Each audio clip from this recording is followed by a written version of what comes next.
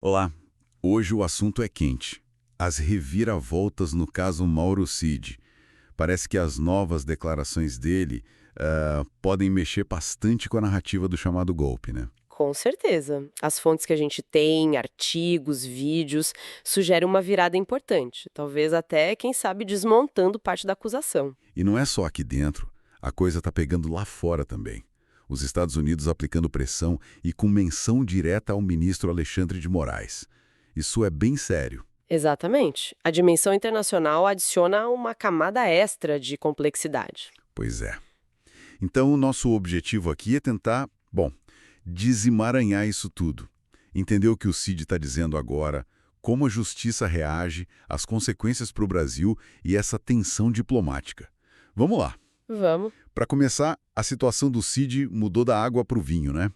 Ele era o delator-chave, agora é réu. E a PGR, a Procuradoria, pedindo 32 anos de prisão para ele. É uma mudança radical. E tem a visão do advogado Jeffrey Tchicchini, que foi bem direta. Disse que o Cid perdeu a delação, que foi, nas palavras dele, vomitado pelo sistema. Nossa, e o que isso significa na prática legalmente falando, quando a delação cai? Bom, quando uma delação não é homologada, tudo que foi dito antes pode ser usado contra a pessoa. Vira tipo uma confissão. Mesmo que a defesa agora diga que ele mentiu lá atrás. Exato. Mesmo que a defesa alegue isso, a PGR ainda pode usar aquelas primeiras declarações.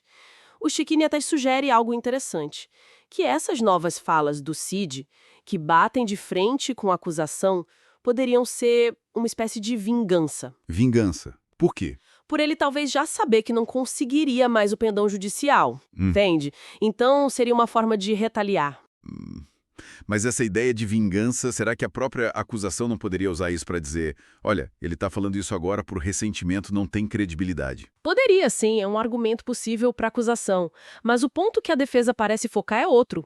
É a validade das provas que foram usadas. E aí a gente entra no que o Cid falou de novo, né? Certo. E aqui a coisa fica realmente interessante.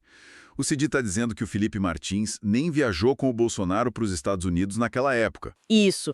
Ele alega que usaram uma lista de passageiros provisória para prender o Martins e que a lista definitiva do Diário Oficial mostra que ele não foi. E a tal minuta do golpe? Sobre a minuta, ele diz que a versão que está no processo não é a verdadeira. E mais, que ele já tinha dito isso desde o começo. Ele nega que houve plano de golpe, que teve minuta assinada, nada disso. Então, se isso for provado, que a lista estava errada, que a minuta não é a minuta, o que acontece com o caso? Olha, o impacto pode ser enorme. Poderia derrubar pilares da acusação, sabe? Talvez levar até a absolvições. Chega-se a falar em fraude processual. Exato. A defesa levanta essa suspeita. Usar provas sabidamente inadequadas ou falsas num processo é crime. Tá lá no Código Penal.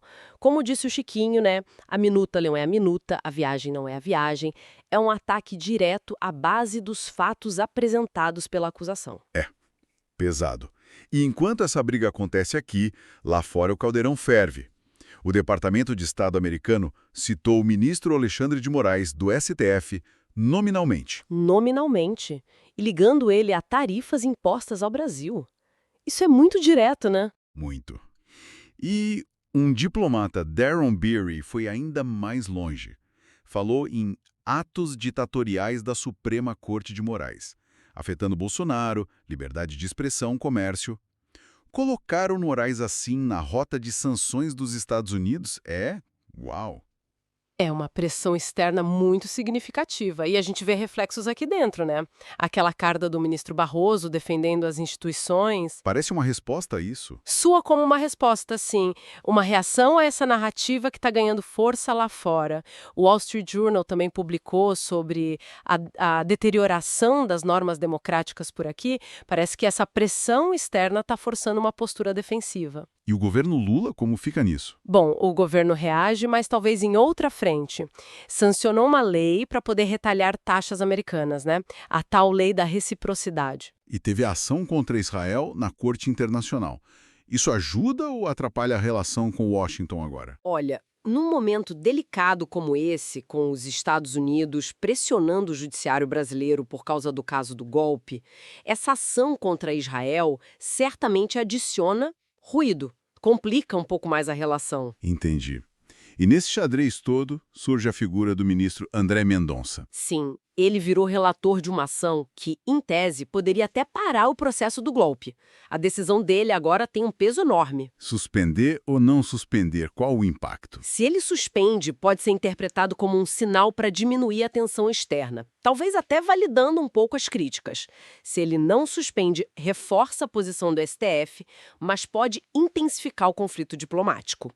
É uma posição muito delicada. E ainda tem a sombra do Trump, né? Ameaçando com sanções bem pesadas, tipo tarifas de 100% sobre diesel russo que o Brasil compra, e ligando isso diretamente aos tais atos ditatoriais. Exatamente. A pressão vem de vários lados. E é curioso notar, como as fontes apontam, o relativo silêncio de parte da mídia tradicional sobre essas últimas declarações do Cid. Por que será? Sigilo? Ou porque contradiz a narrativa? Pode ser uma mistura. O sigilo da audiência dificulta, mas também pode ser que essas novas informações não se encaixem bem na história que vinha sendo contada. Isso acaba fazendo com que as pessoas busquem outras fontes, né, para tentar entender o quadro completo. Certo. Então, recapitulando.